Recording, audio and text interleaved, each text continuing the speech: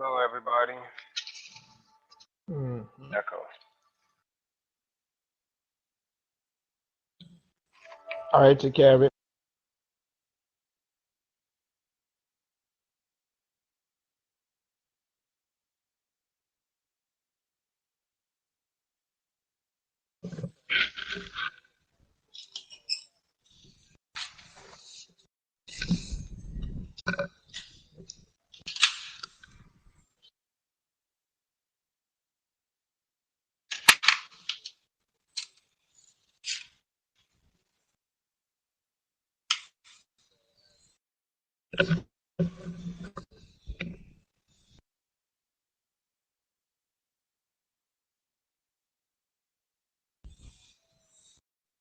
Hey Luke, we can't hear your mic. You're silent on the stream.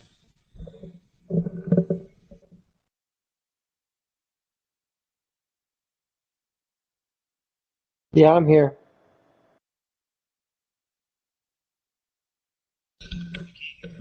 I think it's interesting, and I look forward to actually hearing it. I mean, I know slavery existed in the Bible, basically from the Egyptians conquering the Israelites.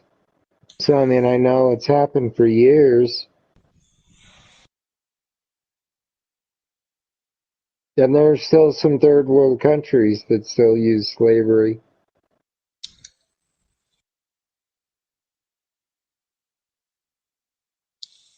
On um,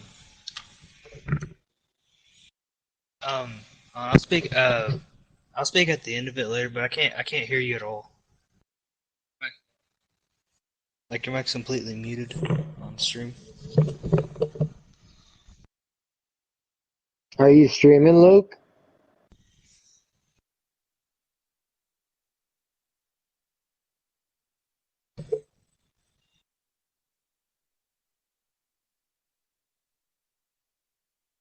Oh wait, there's a delay in the stream. Can you hear me now? Testing, testing. Testing, testing. Oh, Okay.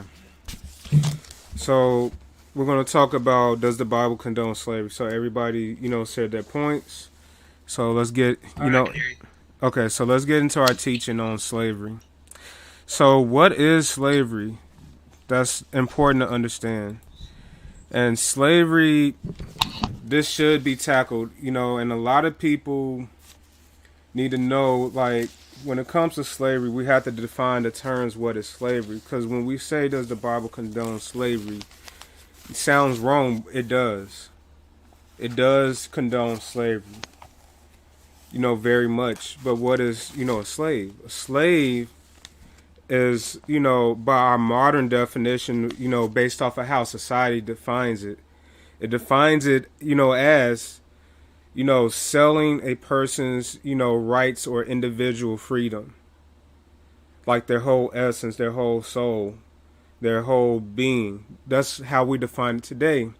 And a lot of it is defined based off of the transatlantic, slave trade, that our fellow African American brothers and sisters have gone through. And, a lot of other people have gone through, in history, very much. Um, so when we look at the Bible, a lot of people say because there is slavery in the Bible, and slavery is in the Bible, that God is for kidnapping people and not having people, to have rights and, this, that, and the third, but that's further from the case. So let me tackle a few, passages.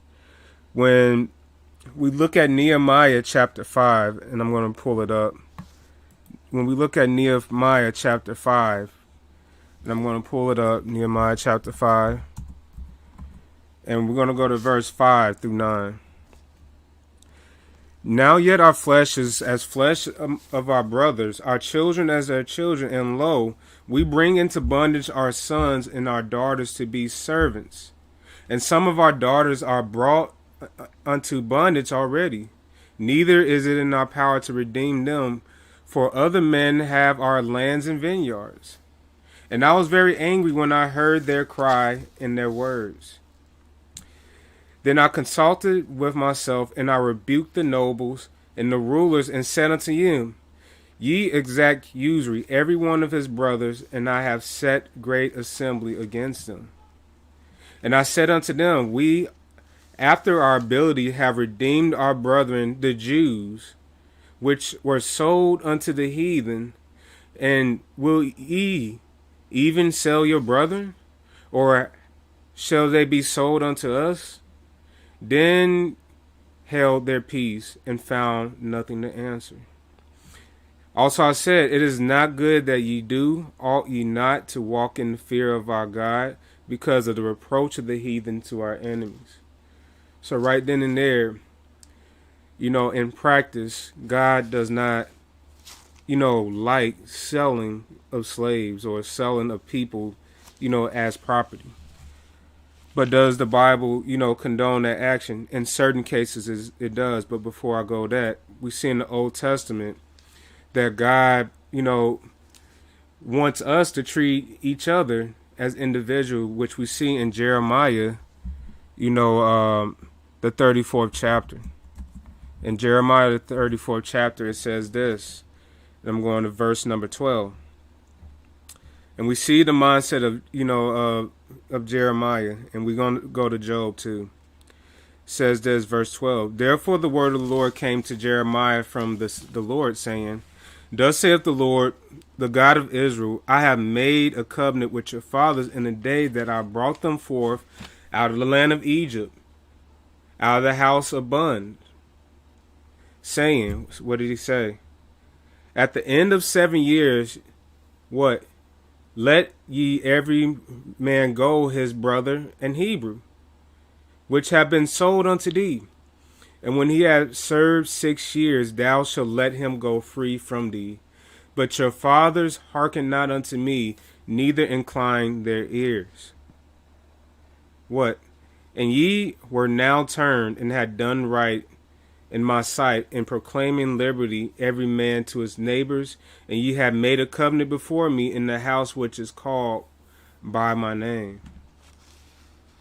So we also see in this period in time that God isn't pleased in the time of Jeremiah, and the time of Jeremiah was during the duration of King Manasseh. And, out of the many judgments that Israel was facing, it was, mainly one, because one, Israel was, committing, abominations of the heathen nations. The heathen nations committed adultery, they fornicated, they committed bestiality. The heathen nations, they did many bad things. They did idolatry, and they practiced selling, slaves, and rigorous treatment of slaves. God didn't like that. God brought judgment unto Israel because they did not, give fair treatment to the servants or slaves of Israel. And that's important to understand. That's very important, to understand, because when we look at the Bible, and I'm reading from a guy called Tiggy in his book, page 147, it says this: in the Bible, there are two types of servants in the biblical law: indentured servants. Indentured servants are full slaves, and then we have full slaves. And when we look in the Bible, the word servant and slaves are interchangeable. The word servant and slave is interchangeable, to serve, but there are different levels. A full slave, when you look in the scripture, and I'll get to it a little later, a full slave was typically, put into bondage or slavery, in the cause of war. Say, for instance, you was in a battle and you conquered a heathen nation. Those slaves would be full-time slaves for life, or until the year of Jubilee, which was the 50th year, in order to, prevent that group or sect of people from raiding and taking over that city or village. That's what you see in the Bible. But when it came to, the slaves, they are still commanded not to treat them with vigor. They're still commanded to treat them with love, or without respect of persons, as God does.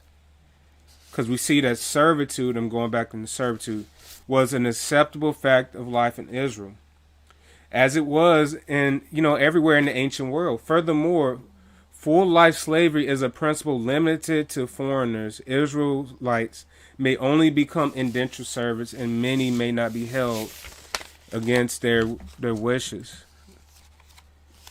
And we see that when you look at scripture and we see the purpose of slavery in Israel, you know, you got to consider where Israel came from. We do. Israelites, when they came out of Israel, a lot of them were in poverty. And a lot of, you know, the Israelites, they entered into slavery because they were poor, not because they were rich. So they sold their service. Their service. They sold their service in exchange, you know, for either a meal, for a place to stay, you know, for a trade. And during the 6th year, and I'm going to read it, if they were still in poverty after those 6 years, instead of being paid as a slave, they'll be hired as a servant in the year of Jubilee, which is the 7th year,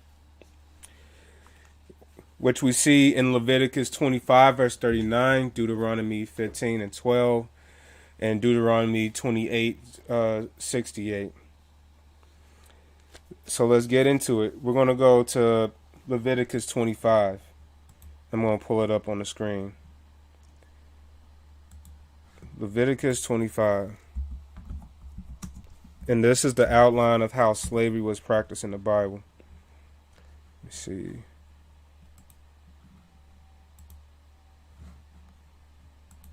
Leviticus 25, and we're going to go to verse 39.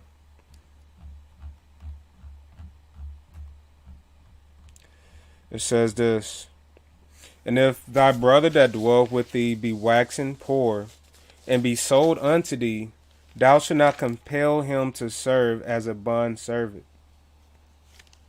Verse 40. But as an hired servant, as a sojourner, he shall be with thee, and he shall serve thee unto the year of Jubilee, which is the 7th year.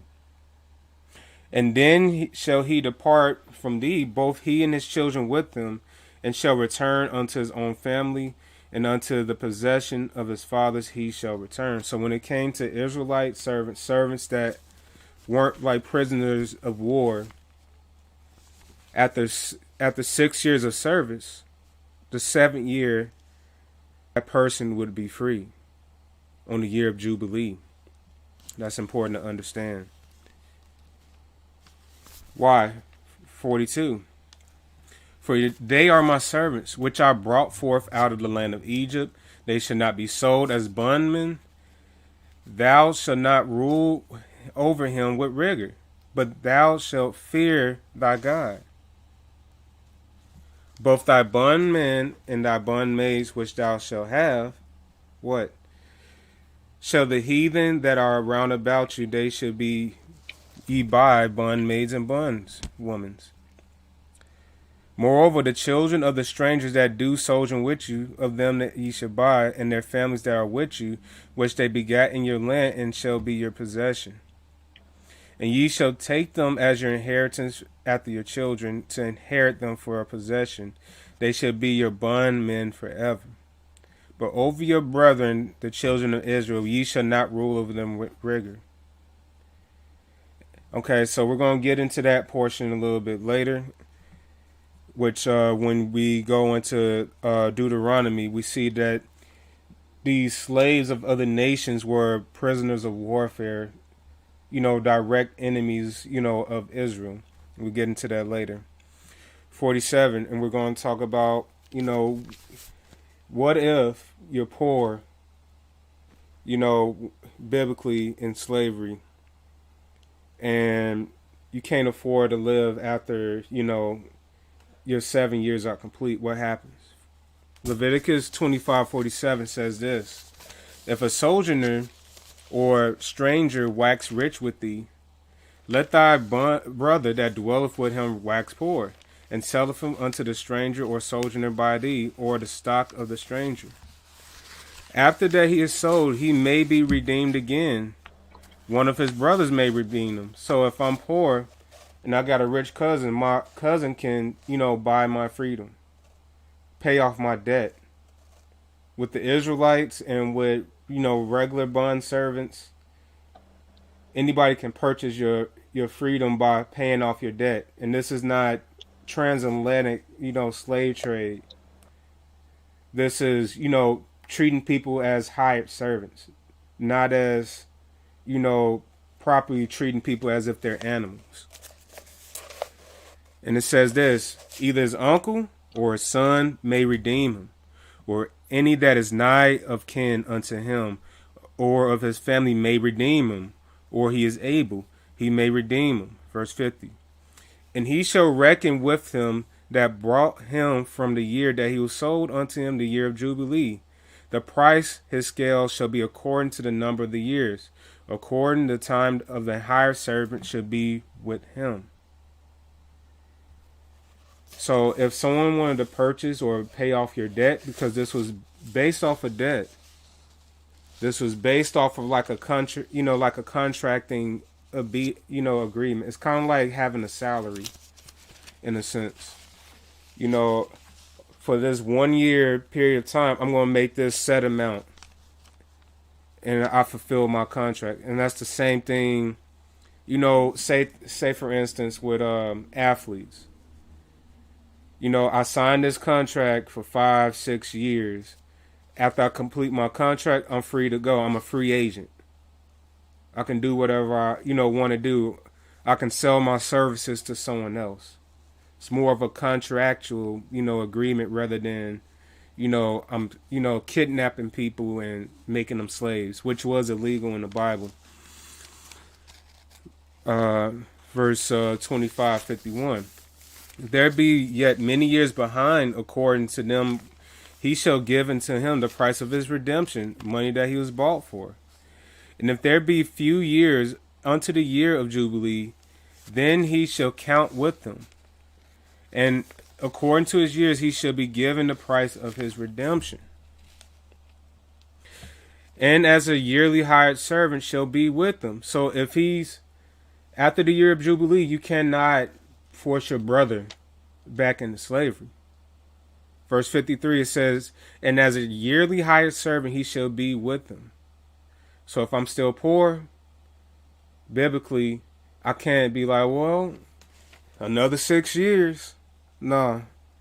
You got to hire that person as a hired servant. They get full wages. 54. And if he be not redeemed in these years, then he shall go out in the year of Jubilee, both he and his children with him. For unto me the children of Israel are servants. They are my servants, whom I brought forth out of the land of Egypt. I am the Lord your God. So when we look at scriptures, we see that when it comes to God, he wants all people to be treated as hired servants, as equals, not as the heathen nations of where they were sold as property in Egypt. And a lot of people want to, compare the transatlantic slave trade and say that the Bible, is okay with slavery, but that's not the case. Because one, kidnapping slaves was forbidden. How do I know that? Exodus chapter 2. Exodus chapter 2, verse 7 says this.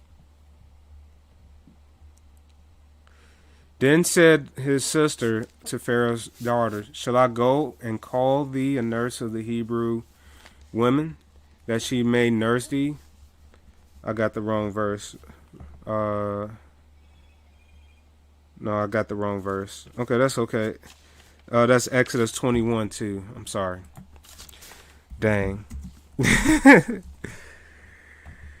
Exodus 21:2. And it's kind of repeating this. If a man buy a Hebrew servant 6 years, he shall serve, and in the 7th he shall go out free for nothing. If he came by himself, he shall go out by himself. If he were married, then his wife shall go out with him. If his master have given him a wife, and she born him sons and daughters, the wife and her children shall be with her master, and he shall go out by himself.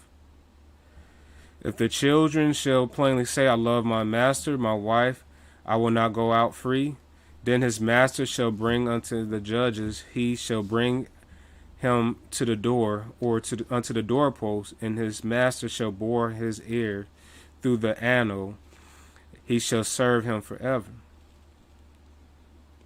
And if a man sell his daughter to be a maidservant, she shall not go out as manservants do.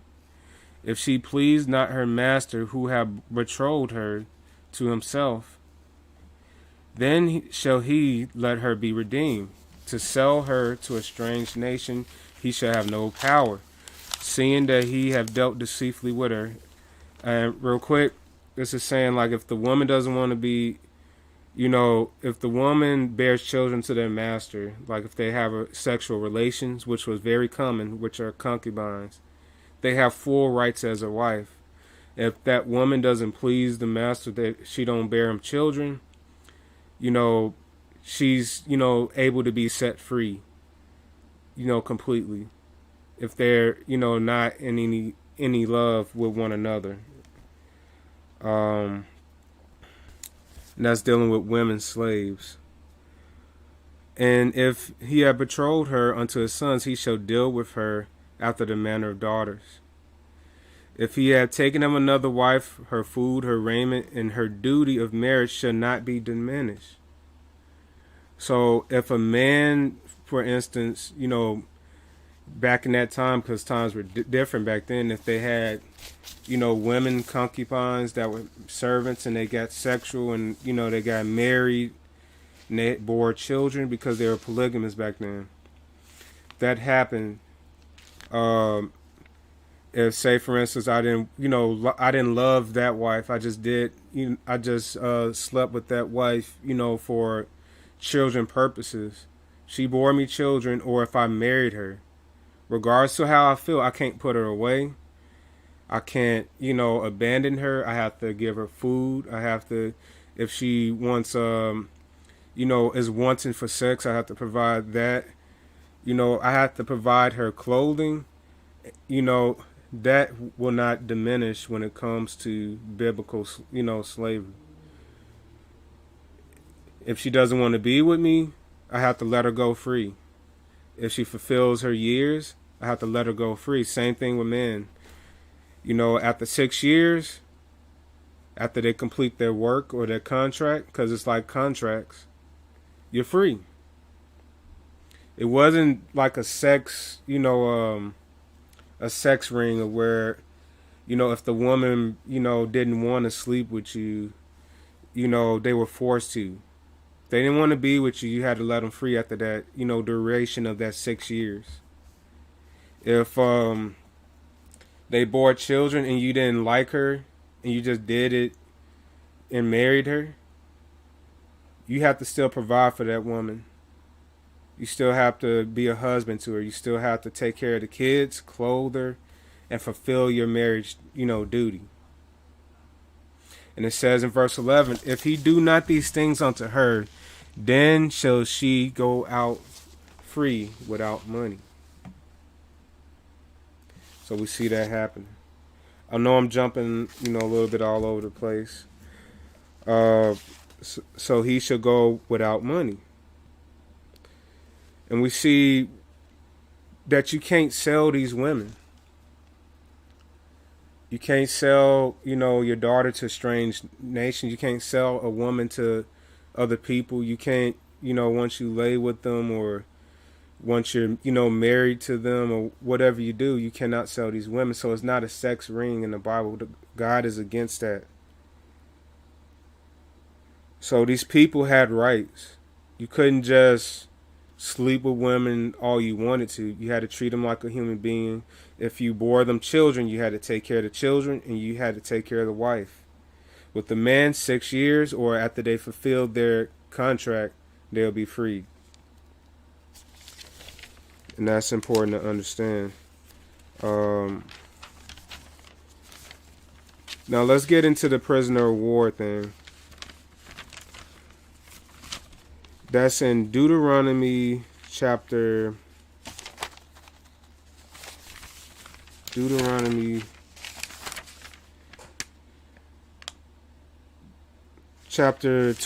verse 10.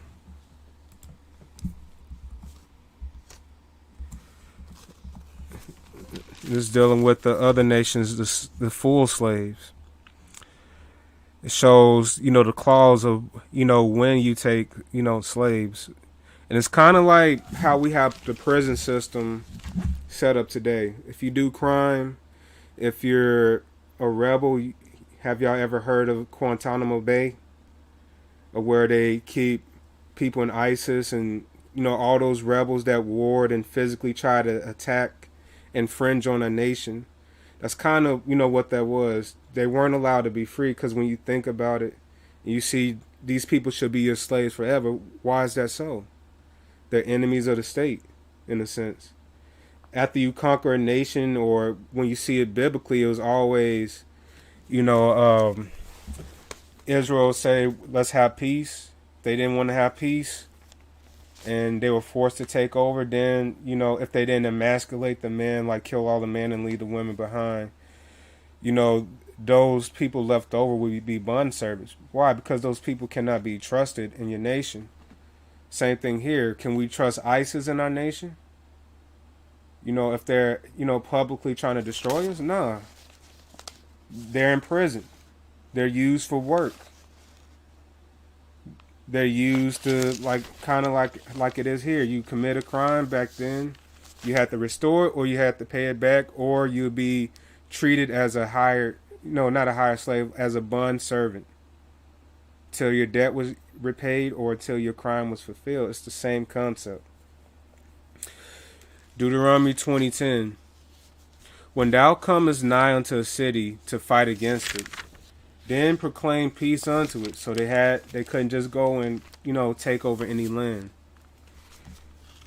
Verse 11. And it shall be, if a man make answer of peace, and open unto thee, then it shall be that all the people that is found therein shall be tributines unto thee. They shall serve thee. That's kind of like a tax. Verse 12. And if it will make no peace with thee, but they will make war against thee, then thou shalt besiege it. So Israel, fought wars. They had to defend themselves. They couldn't allow nations to come in and, just kill and rape all their kids and citizens. So if they didn't, take peace, whether they were, at their home base and nothing happened, or whether they were out and abroad and they went to a nation that God commanded them to, take over because of sin, because God did that in the Old Testament, they had to besiege it. 13. And when the Lord thy God hath delivered into thine hands, thou shalt smite every male, and that was according to God, thereof with the edge of the sword. But the women and the little ones and the cattle and all the city, even all the spoil thereof, thou shalt take unto thyself, and thou shalt eat the spoil of thine enemies, which the Lord thy God hath given thee.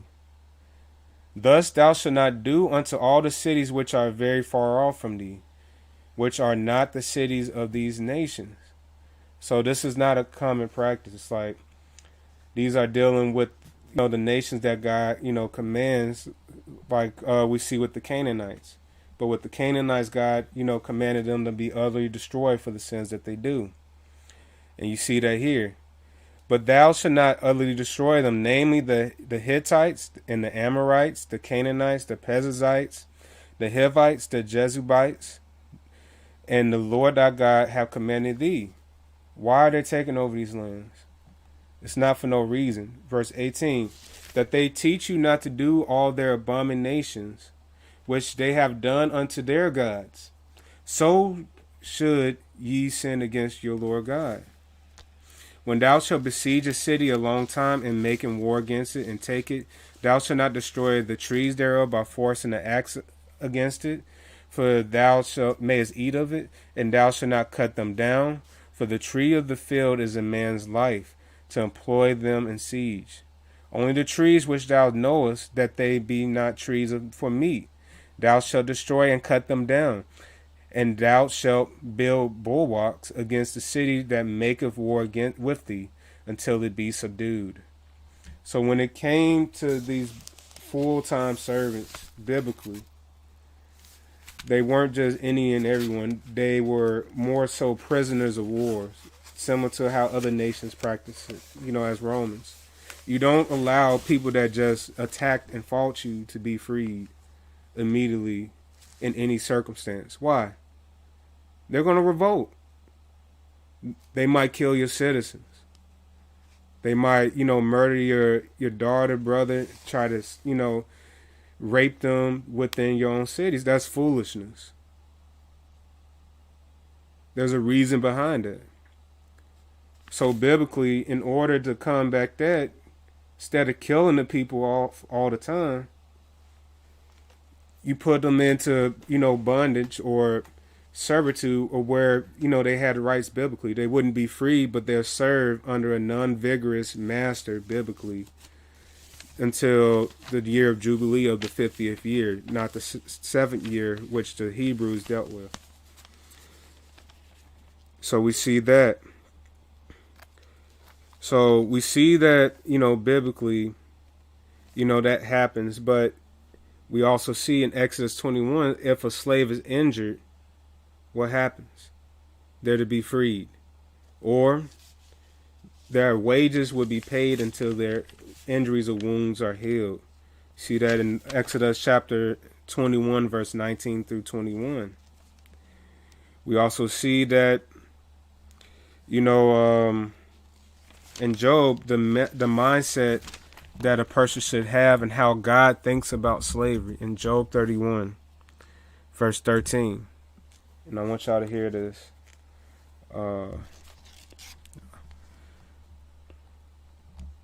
Verse 13.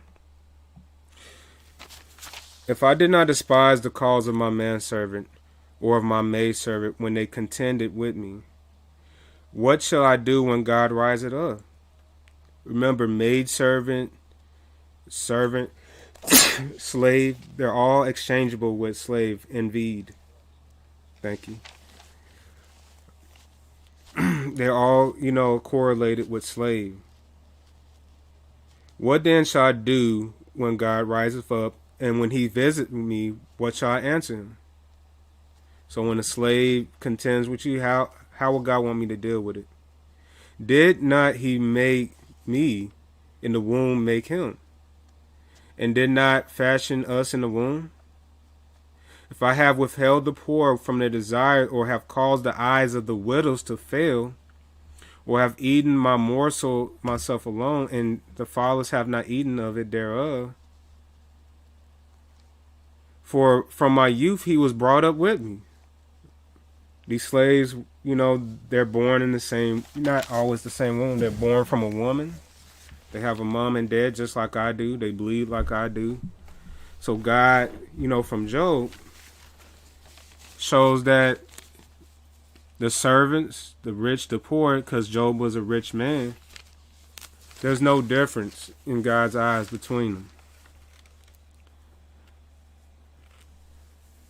Verse 19, if I have seen any perish for want of clothing, or any poor without clothing, if his loins have not blessed me, and if he were not warmed with fleece of my sheep, if I have lifted up my hands against the fatherless, and when I saw my help in his gate, then let my arm fall from my shoulder's blade, and my arm be broken from the bone. For the destruction from God was a terror to me, and by reason of his highness I could not endure. Job could not do that evil because of God's. I have made my hope, my gold, my hope, or I have said to my fine gold, thou art my confidence. If I have rejoiced because my wealth was great, and because my hand hath gotten much, I have beheld the sun when it shine, or the moon walking in brightness. And my heart has been secretly enticed, or my mouth has been kissed by my hands. This also were iniquity to be punished by the judge. For I should have denied the God that is above. So to treat people with rigor, to treat slaves or servants, as if they were lesser, with violence, with, evil, in God's eyes, that's going to be judged. You deny the faith when you treat a person as a lesser being. Every time. You know, in a sense, when you look at slavery, we practice it today. We practice it today. We practice it with our salaries. You know, athletes, they make agreements of their servants. But, you know, in our fields, we have rules and regulations to prevent mishaps from happening. That's a fact. And they had rights. What were their rights? They had rights to, you know, celebrate on, you know, on the Sabbath. Just like the Jews, if they, you know, wanted to partake in it. That's in Exodus chapter 12, verse 44, Deuteronomy 12:12, Leviticus 22:11. They had rights to participate in the Sabbath, in the ceremonies. You know, as long as they, and, you know, some of them got circumcised, their children were circumcised as well when we read the scriptures. So it wasn't like they were treated as, you know, as if they weren't human, but they, you know, were servants. Their work was their hire, and for the ones that were non-Israelite, that were prisoners of war or criminals, they still had rights as well. It's just they spent most of their time, you know, working for their master and under watch. It's like imprisonment. You really don't see imprisonment like that biblically, but you see the principle through the slavery, you know, creeds in the Bible. And because, you know, that's why it's important that we define the terms, because if we don't define the terms and see how, you know, language is important, how the word servant and slave is pretty much the same biblically, you think when you put it in today's culture, it's the same thing as the transatlantic slave trade. So the slaves, they had rights. And when you look at Deuteronomy chapter 23, verse 15 and 16, and I'm going to read that one. Deuteronomy 23, verse 15 and 16. Spell Deuteronomy wrong. Deuteronomy 23. I'm turning to it. Well, I'm typing it in. 23, 15, and 16. It says this. So this is dealing with if a slave, you know, leaves his master or escapes. What does it says? Verse 15, thou shalt not deliver unto his master the servant which is escaped from his master unto thee.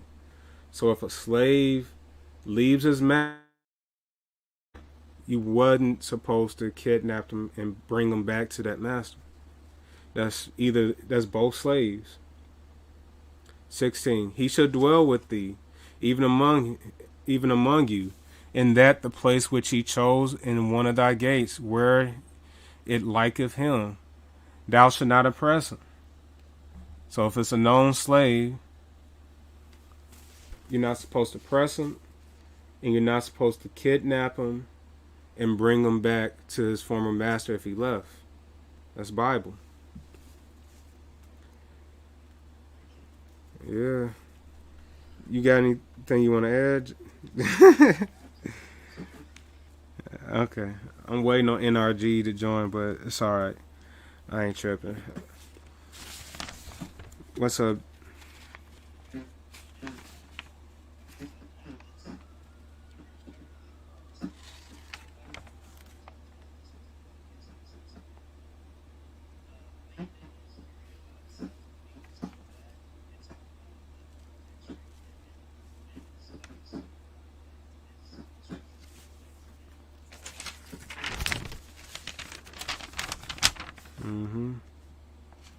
Yeah, it was common culture, and a lot of the principles we still practice it today.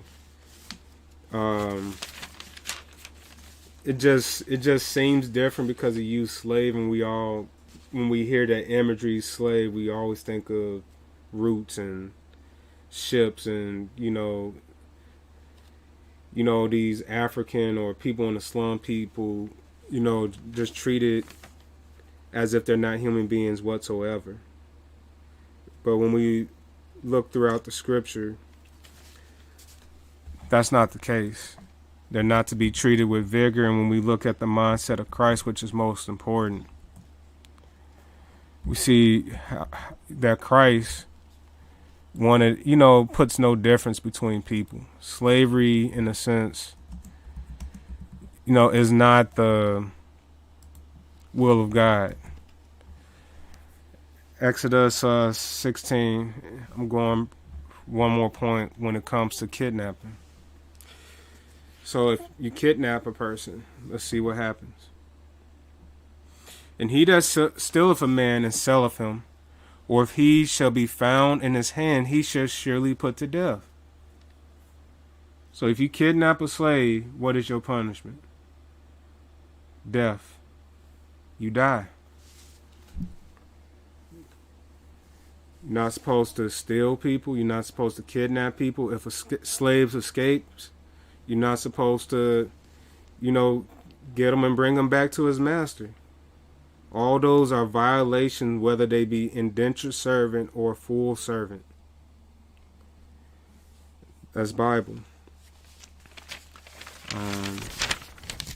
See if I got any other points.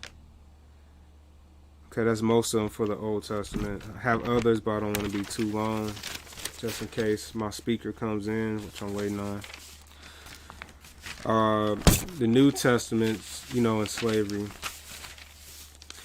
So now that we know the terms of what slavery, is, a lot of people say in the New Testament that the New Testament condones slavery by these very verses. First verse is Ephesians chapter 6, verse 5 through 8. And I believe all of us as Christians should, apply these verses.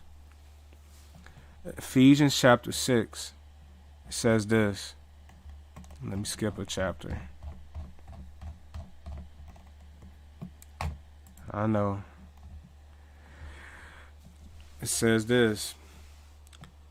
Servants, be obedient to them that are your masters, according to the flesh, with fear and trembling, with singleness of your heart, as unto Christ. Not with eye servants as man pleasers, but as servants of Christ, doing the will of God from your heart, with good will doing service, as to the Lord and not to man. Knowing that whatsoever good thing a man doeth, the same shall he receive of the Lord, whether he be bond or free. So we see a lot of people say the Bible is pro-slavery. It says, servants, serve your masters as if they're the Lord. But that's more so how you should do any work that you do. Whatever work you do, whether it be in sport, your job, church, ministry, whatever, you do whatever you do with your hand, feet, or your body and your essence, as if you're doing it unto the Lord. You're not supposed to do it as with eye servants, like we see with schools, where when the teacher is there, the kids are acting good, but as soon as the teacher leaves, everybody go crazy. Woo, the teacher's gone. Let me talk to my best friend. When the teacher come back in, oh shoot, time to, throw my paper ball back in the garbage and, put my book up and act like I was doing something. Nah. With God, when it comes to our work, when we're serving, we are to represent God in every aspect, which is a message.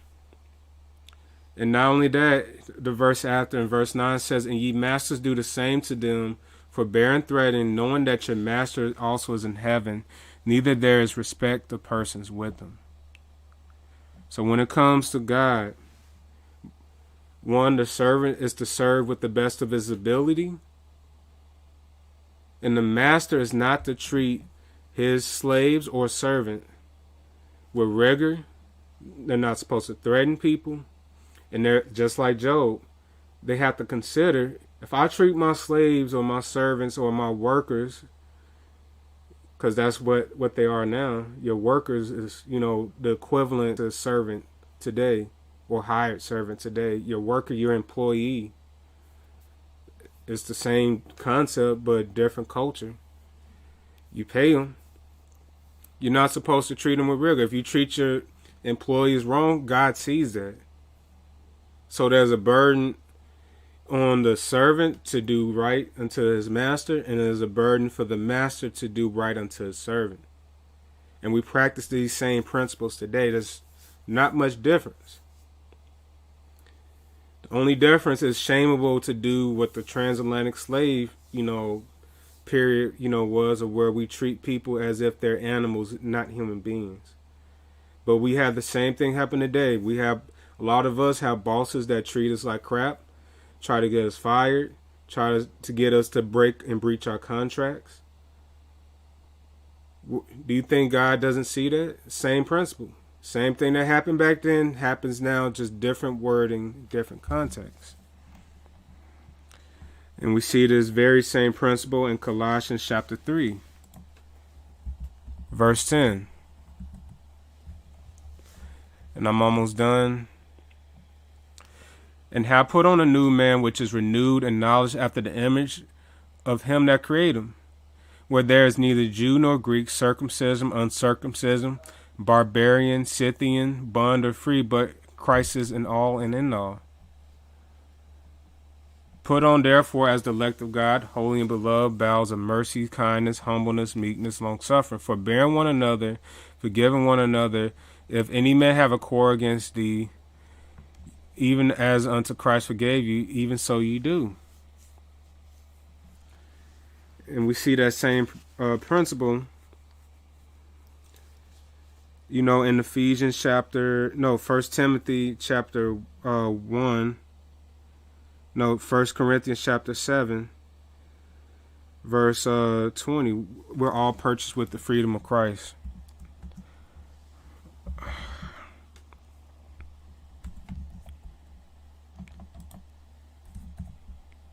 We're almost done.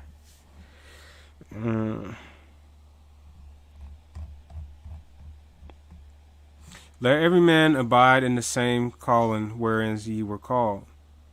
Art thou being called a servant? Care not for it. But if thou beest made free, use it rather.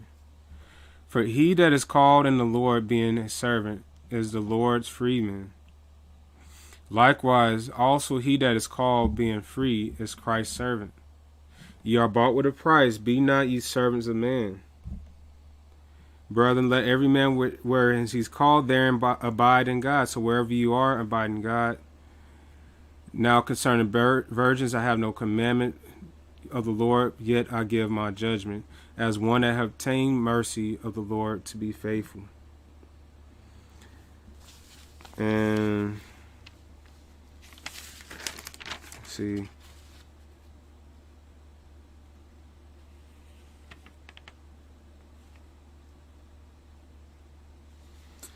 Galatians 3:28,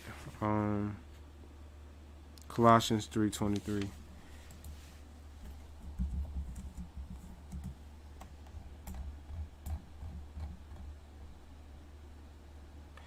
And this correlates with the original point.